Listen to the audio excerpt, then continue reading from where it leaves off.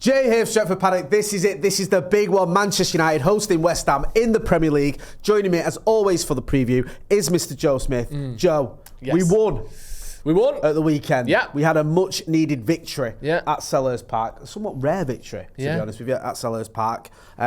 We were feeling a little bit nervous before that one, but we got the result and a very good performance in that second half. Yeah. How important is it that Manchester United try and build on that and win again? Yeah, I think if you're ever going to win another game, Yes. this is pretty much it, isn't it? I know they're obviously not at the bottom of the league, West Ham, but they're a team that has already sacked one manager this season. Yeah. They're a team that I predicted to get relegated at the start of the season. Yes, you did. And despite sacking a not-so-good manager, or a manager that's going through a pretty shoddy time in Graham Potter, replacing him with one with a much better reputation after what he did at Forest in Nuno Espirito Santo, they haven't really had a real sort of new manager bounce of note. I know they won a couple of games, but that was 4 games ago now. Yeah. And they're still really struggling down there. I think they're a good team, or a better team than they have been, but still they're the sort of team that if you're ever going to win a game, West Ham at home should really be it, shouldn't it? Yeah, it should be. I know people might already be in the comments saying we said that about Everton. Well, exactly. They were another one. Yeah, And we didn't. Which So I understand guaranteed. that, and you can't take it for granted. But Yeah. I have been a touch underwhelmed by what Nuno's done when he's gone there, and it's not his fault. I think he's inherited a bit of a mess. Team that's obviously dejected. We played him, didn't we, in pre-season, and we saw that we were all chatting about the fact that Graham Potter looked done for. He just looked like a man who was suffering. Yeah. And this was in pre-season where everyone's usually quite cheerful, so it was no big surprise when he lost his job. And like you say, it's not really been turned around there. They're still right near the bottom of the table, still in all sorts of trouble.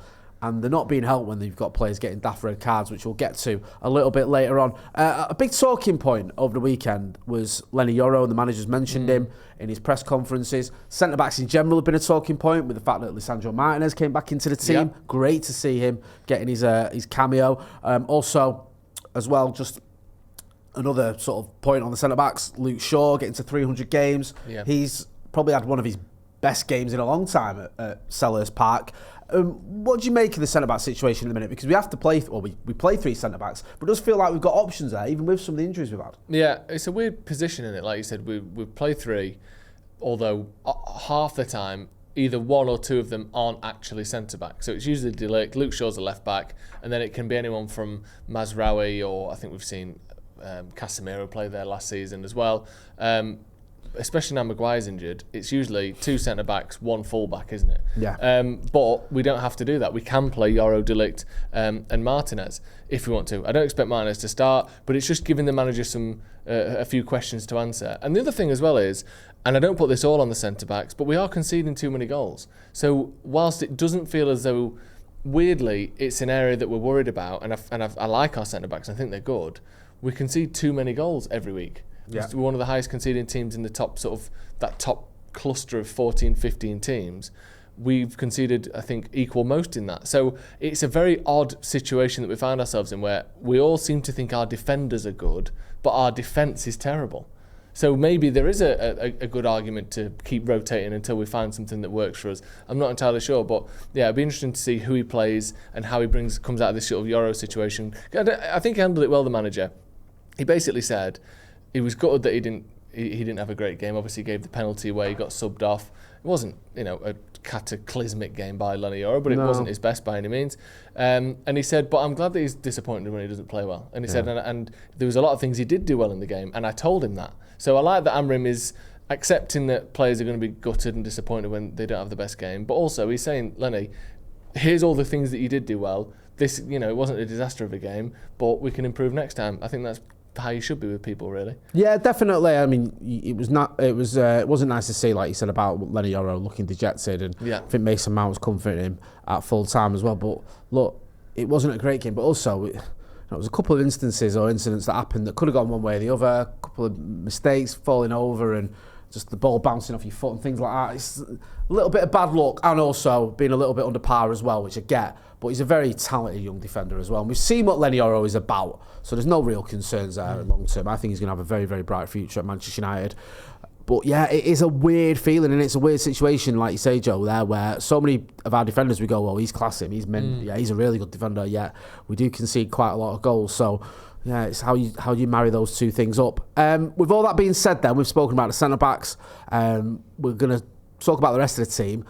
Should we get into predicted 11s? Yes, Should we go? We'll start with yours then. Give us your predicted 11. Okay, so I've got Lomans in goal. Yeah. There is something worth saying at the start of this as well, that Amram has said there are 2 players. So the Sesko and Maguire are just injured. They're just out, no question. There are 2 further players that are maybe going to miss the game. Yeah. He refused to say who they were. Or sort of basically, he said, there's 2 and I'm not telling you who they are. It's a bit different from the manager, because he's usually quite candid about everything. He's very open about things. He's like, look, this is what's happening, this is what I'm thinking, this is all my thoughts, this is everything I know, have it all. But he's been a little bit different this time around. He's saying, look, we've got a couple of players I can't guarantee, like you're saying that, but I'm going to play my cards closer to my chest. Just as a little disclaimer, what we're about to say here is complete guesswork. We haven't heard anything, no reports, nothing. A lot of people are guessing at Bruno because he had a painful hamstring or back of his leg after during the game against Palace. I think the manager said that was a kick. Yeah, it was a knock, so it shouldn't be too serious. So that's one of the names people are assuming will be maybe in or out. Who do you think the other one could be? And just even gut feeling or anything you noticed watching the game against Palace? There was a couple of times De Ligt didn't quite look himself, but I don't know if that was injury. He got done, did he, by Mateta, which is a bit unlike Mateta's De Ligt. He's usually pretty solid, but I wouldn't put that down to injury. But I just wonder, he is someone who starts every game. So you would expect it to be someone who is pretty important. I know they're all important, but there's certain players in there where sometimes they start, sometimes they don't. Like Mason Mount doesn't start every game. No. He started at weekend, did very well, but he doesn't start every game. But it's not him. Nuzair Mazraoui doesn't start every game. Sometimes he does, sometimes he doesn't. Delo doesn't start every game. So there's plays where you go, and just the way the manager worded it makes me feel like it's someone that you think, well, if he's fit, he starts. So the obvious ones are Casemiro, Bruno, De Ligt, and Mbumo's one that starts every game, innit? Yeah. So just looking at the players who came off, Yoro got subbed off, but I think the manager said in the presser that he's fit and ready to play, so it's not him. Ahmad and Mbumo both got subbed off on the 90th minute, and Luke Shaw came off for Martinez on the 82nd minute. That felt very pre-planned to me. But we don't know. The answer is we don't know, and there was no one obvious. Maybe you said De Ligt not quite looking himself, but it's all guesswork. It's speculation. Yeah. I haven't got a jar of glue who it is. It could be anyone, to be honest with you, other than the players. So some of the players you mentioned there. Yeah. So get involved in the chat in the comments. You probably know who it is by now anyway, but you might not do. So my team then. Go on then. Let's see yours. I'm just going with, I don't know who it is, so I'm going to pick a team as though everyone's fit, even though we know not everyone's fit. Right, okay. Why guess it too, so I've gone with that. So I've gone with Lomans, I've gone with Mazraoui, just because I think we'll have more of the ball being at home, and I think that him on the ball is probably better than Yoro on the ball. Yeah. I've gone with De Ligt and Shaw again, they just play every game. Then I've gone Ahmad, Casemiro, I've stuck with Bruno again, rather than speculate, and then I've gone Dalot at left wing back. He seems to be going through a bit of a tough time with Dorgu. Yeah, the manager. He called out that he's not quite finding his feet the same way he does for Denmark at United, and he seems to have a nervousness when he plays. So I think for that reason he'll stick with Dalot, and then Mbumo, Mount, and I'd just bring Cunha straight back in personally, put him up front. I think Mount as well, what he brought to the Palace game, not just in terms of the goal, but we actually looked like we could attack down the left again. There's been too many times this season where we just don't really have that kind of danger, and against Everton in particular, I just thought whenever the ball went down the left, it just felt flat. Yeah. And then I felt like against Palace, I thought Mount was really good and brought that extra attack. So yeah, I think that makes sense for me, that team.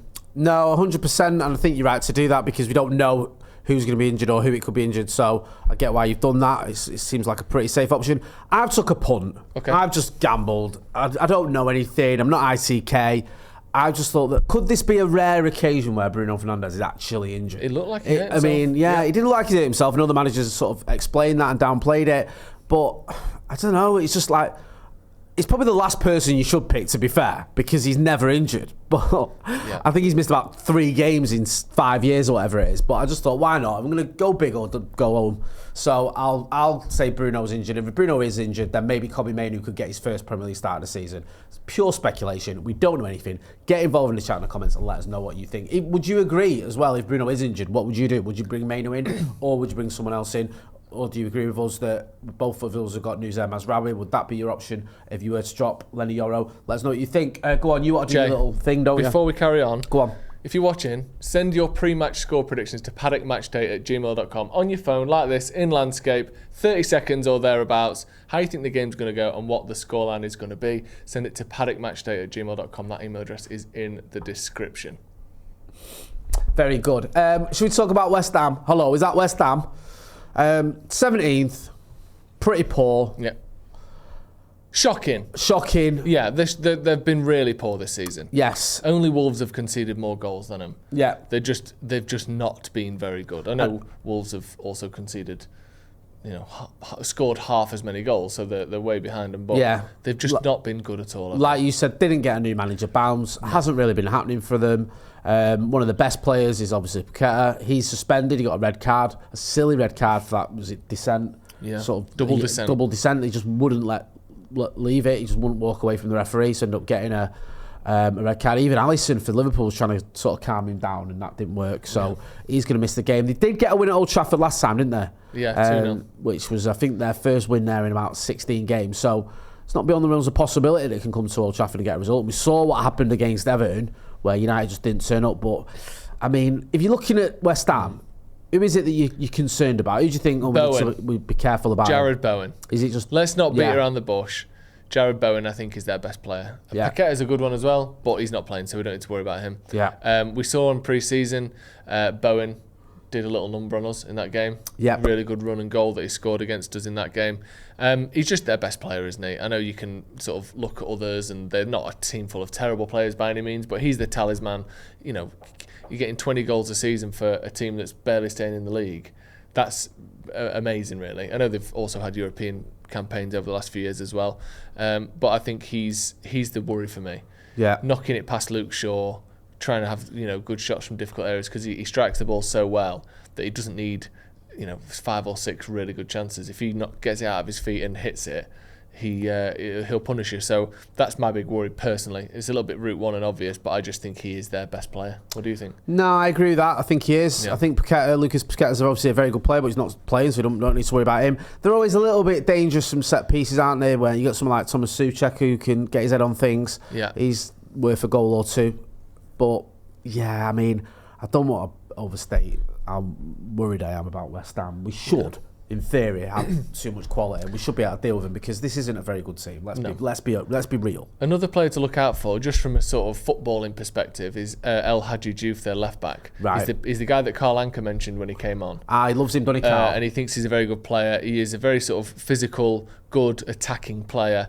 Who plays for West Ham. Yeah. And so one to sort of keep an eye on, even if hopefully he's not causing us too many problems. This could be his audition. If he has a good game, that'll be it. Everyone will be like, get him. This is the guy that sort of Carl Anka hoped potentially one day could be on United's radar. So, yeah, worth keeping an eye out for him. No, well reminded. I forgot about that. Yeah. Want to keep an eye on it indeed. With all that being said then, please, give us your score predictions. I think we're going to win. I do think we will. We've got to turn up. Again, we're both going to the game. It's the first game I'm going to all season, which is somewhat embarrassing with how late it is. Well, it's because you're here every week doing the watch along. It's not your fault. That's true. Doing God's work. And I do love doing the watch along, but I'll be at the game. We'll know, as we seem to every week with United, within the first 20 minutes. Although the Palace game was a rare sort of rarity in that we did turn it on in the second half, having not been great in the first. But I think we'll know whether we're up for it and whether we're going to win this game after the first 10 minutes. Because if we're there and we turn up and we're quick and we're energised and we're looking up for it, we will win. But if we don't, as we saw with Everton, anyone can beat you. What do you think? But I'm sorry, just to put a number on it, I think we'll win 2-0. 2-0, okay. Right, well, I predicted a loss last week and we won. So I'm going to do the same again. Oh, really? Yeah, because I'm superstitious like that. Unbelievable. Yeah. So I'll go a 1-0 win to West Ham. I hope I'm wrong. Right? But you're picking that because you think it means we'll win? Yes. So really you're predicting a win? Sort of. Okay, cool. Those are my predictions. Those are our predictions, I should say. Get involved in the chat and the comments. Don't forget as well, check out the Stretford Paddock merch. There's a link in the description for that. The Stretford Paddock store. If you get your orders in this week, should be getting them in time for Christmas. Oh, yes. So you can get someone a nice Christmas present. Also, don't forget as well to send us your score predictions to paddockmatchday@gmail.com, and you can be part of the watch along. We won't be here, but you'll be here. Yeah. You can be part of the pre-match build-up. Loads of great people on the watch along as well, by the way. Go on. We've got Scotty, we've got Ronaldo, we've got Finn, and we've got Tom Cooney as well. The dream so team. Stacked out lineup. Absolutely rammed Great full chat. of top-tier talent. Yeah, it's going to be very good. Yeah, go and check that out. Make sure you check out Joe and the Sloppy Joe's podcast. That's been Joe Smith. I'm Jay Moy. This has been a preview. Manchester United hosting West Ham in the Premier League. Thanks for watching.